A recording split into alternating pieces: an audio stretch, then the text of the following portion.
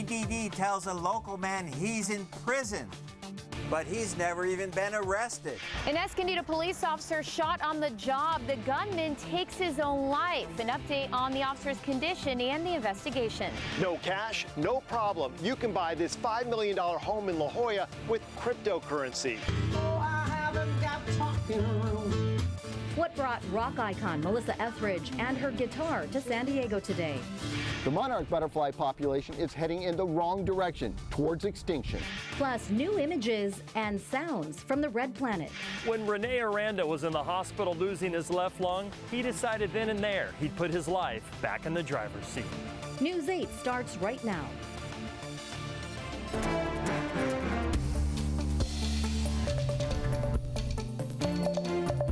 Good evening. I'm Marcella Lee in for Barbara Lee Edwards. I'm Carlo Cicchetto. Working it out during the pandemic just got a lot harder from a man who's from Oceanside who's unemployed. As News 8's David Goffredson reports, the man's unemployment benefits suddenly got cut off after he received a notice from the EDD that said he was in prison. I've worked here in Oceanside, Encinitas, Solana Beach, Irvine. 50-year-old Brent Anderson is not in prison. He's not even in jail. He's in Oceanside on a pandemic leave of absence from his job of 20 years as a facilities manager at 24 Hour Fitness. I've been unemployed since the pandemic started back in March of 2020. Brent had been receiving unemployment benefits for the past 10 months. Then suddenly, the money stopped. I got a notice saying that I needed to verify my ID. I submitted the stuff to verify. A couple days later, I get 3 individual letters stating that I'm being disqualified because I'm incarcerated.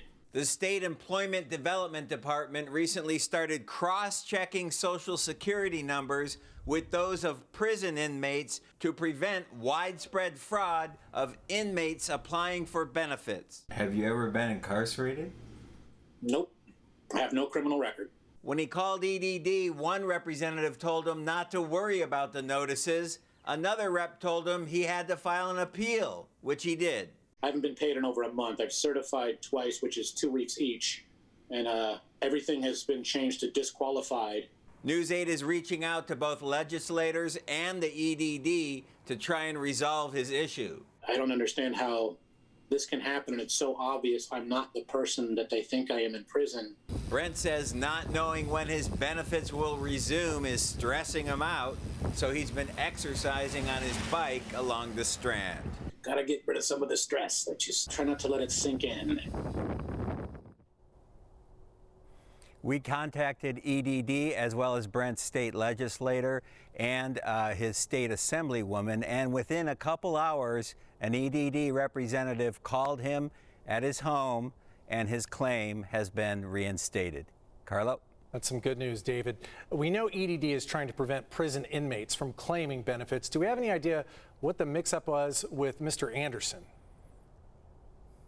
No word from EDD on what the mix-up was, but Brent Anderson is a fairly common name, so that could have been an issue. And also, Anderson tells me that his identity was stolen a few years ago, so that could have been an issue as well. All right, David Goffredson reporting live. Thanks, David. An Escondido police sergeant is recovering tonight after being shot earlier this morning by a suspect wanted for a domestic disturbance. That man was later found dead from what's believed to be a self-inflicted gunshot wound. News 8's Shannon Handy has more on him and the investigation. Carlo and Marcella, Escondido police officials say they are relieved because this could have been so much worse. The officer who was shot is a 12-year veteran of the department. He has already been treated and released from the hospital after suffering a gunshot wound to the upper buttocks area. As for the suspect, cops were not aware of who he was. In fact, the only thing on his criminal record was a conviction for an unnamed misdemeanor offense. Law enforcement agencies from all over the county swarmed Escondido Monday after an Escondido police officer was shot while on duty. The bullet went through the driver's side door of the police car and struck the officer while he was still seated. It all started around 2:45 a.m. A woman called 911 about an argument she had with the father of her 2 children, 29-year-old Anastasia Rosas Jr. According to her, he pushed her, then left their apartment on the 1300 block of Morningview Drive with an AR-15 in hand. 15 minutes later, 2 patrol cars spotted his vehicle a quarter-mile away at a dead end on Lincoln Avenue, Morningview Drive. He reportedly fired at one of the cars without warning. Quickly exited the driver's side door and fired at least 1 round at one of the police cars. No officers fired their weapons during this incident. Rosas Jr. took off on foot towards the 78. Backup was called in, including 3 SWAT teams. The freeway, as well as neighboring streets, were shut down as the manhunt was underway. Well, they've been keeping me up since 3 a.m. I live like literally back behind here. Yeah, it's never been this crazy. Then around 7:45, a maintenance worker at a vacant apartment complex on the 700 block of West Lincoln spotted Rosas Jr. entering one of the units and alerted deputies in the area. As the deputies approached, they heard a gunshot come from inside the apartment and established a perimeter. A robot was sent into the apartment where they discovered a deceased male who appeared to have died from a self-inflicted gunshot wound. Relatives of Rosas Jr. showed up to the scene looking distressed. As for the injured officer, he was treated for a gunshot wound to the buttocks and is said to be in good spirits. Extremely fortunate. He doesn't want any attention on himself. He just wants to heal and come back to work. And this investigation still continues. Officials here are checking to see if any of the officers' body-worn cameras captured that shooting.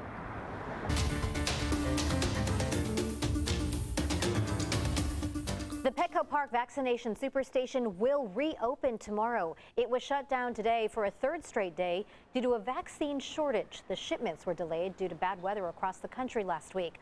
Appointments for second doses are supposed to be rescheduled, so if you had an appointment that was canceled, keep checking your UCSD MyChart online portal or your email for any alert of a new appointment date. I know people who have not received a new appointment just yet, but keep on checking. Here in California, more than 7 million people have received at least 1 dose of the vaccine. But Governor Gavin Newsom said today there is not enough to meet the demand. The state expects 1.4 million doses this week and 1.5 million next week. But the more encouraging news today, the state's 7-day test positivity rate is now 3%, and that is compared to nearly 9% a month ago. We are making progress. There's not just light at the end of the tunnel, there's a bright light at the end of the tunnel. And let me just close by putting a punctuation point on that. 3.0% positivity rate today. Just consider 30 days ago, it was 8.9%. The nation has also reached a grim milestone today. 500,000 Americans have died from COVID-19. We will have more on that and the vigil held to honor them in our next half hour. Tonight, San Diego County is seeing its fewest new COVID cases since November 2nd. That's some good news. Tonight, health officials report 312 new cases out of under 10,000 tests for a 3% positive rate. Confirmed COVID hospitalizations continue to drop as well, now down to 612. The ICU count also fell, now below 200 to 199. No new deaths were reported. That's standard on a Monday, but one previously reported COVID death was found to have not been COVID related. So that total is now 3,189. A man who fired an officer's gun through the back window of a police cruiser at San Diego Police Headquarters has been sentenced to 10 years. Keith Bergman pleaded guilty last month to assault on a peace officer with a firearm and being a felon in possession of a firearm. The 26-year-old was arrested downtown last month after this incident. He was sitting in a parked patrol cruiser in the Sallyport at police headquarters.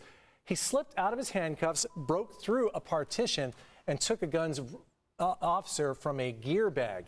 He fired a shot through the rear window, then climbed out of the SUV and was then shot by officers and arrested.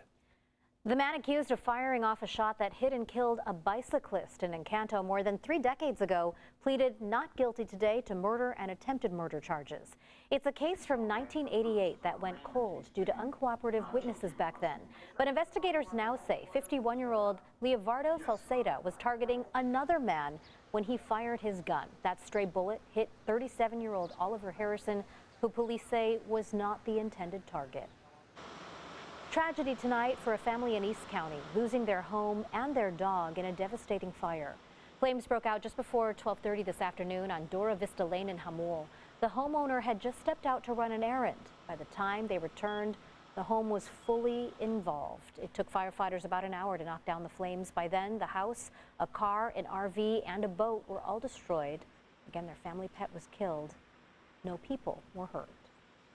The price of Bitcoin has been spiking lately, and that makes many people instant millionaires. But what can you really buy with a cryptocurrency? News 8's Steve Price explains why a local homeowner is willing to sell their $5 million house for Bitcoin.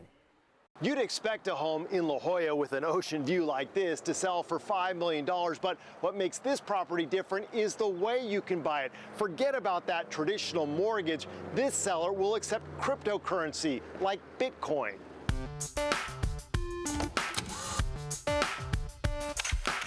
We're at the stunning estate at 6052 La Jolla Boulevard. It has 4 bedrooms, including dual master suites with huge bathrooms and walk-in closets, a kitchen with top-of-the-line appliances that opens up into a spacious living room, and of course, there's a wine cellar, outdoor fire pit, and a hot tub. This home really does exude coastal contemporary zen with the clean lines, newer construction, and all-around great entertainer's paradise. It's a home that will no doubt attract young couples looking to relocate close to San Diego's coast. And with changing times, they're not necessarily your typical get a 30-year mortgage type of customer. Since we're seeing a lot of prospective buyers coming to view the home from Northern California, a lot of them seem to be a little bit younger. And so our feel was that a lot of them may be dabbling in the cryptocurrency space. The owner of the home is willing to accept cryptocurrency like Bitcoin, which seemed to gain a lot of legitimacy this month when Elon Musk said Tesla will accept Bitcoins for their cars. It shows that the regular person now has a lot of trust in Bitcoin. John Wu is president of Ava Labs, a company looking to speed up the confirmation of cryptocurrency transactions. He says that speed is needed before cryptocurrencies can become more mainstream and used for everyday purchases. He also warns that while many early investors in Bitcoins are now millionaires, not all cryptocurrencies are the same. There are thousands. There are literally thousands, and a lot of them you cannot trust. You have to really, really know. That's what makes this transaction so special. Bitcoin has been around 11, 12 years. It has created trust. If you're new to cryptocurrencies, the whole thing can be pretty confusing. But hey, after you buy this Bird Rock home for 88 Bitcoins, you can sit on your rooftop deck and have someone explain it to you. In La Jolla, Steve Price, News 8. I don't know. That's it? That's Sounds weird. like a bargain. I'm not smart enough for crypto. That's the truth of the matter. Well, we can't afford that anyway. So Yeah, it's still okay. ahead. A rock star makes a stop in San Diego and talks to News 8. Plus, new images from the Red Planet, and we're hearing some sounds as well. The latest from the Perseverance rover, Carlene. Is that the sound we're gonna hear? No, that's just my feeble attempt at a sound effect. Oh, it's all good. All right, well, we did have the sound of wind moving through earlier today. We had some gusts in the 40s as well as the 30s Santa Ana winds. We're not done just yet. More details in that 8-day. And some terrifying new video from the ground where metal debris rained down after an engine failure on board a United Airlines flight.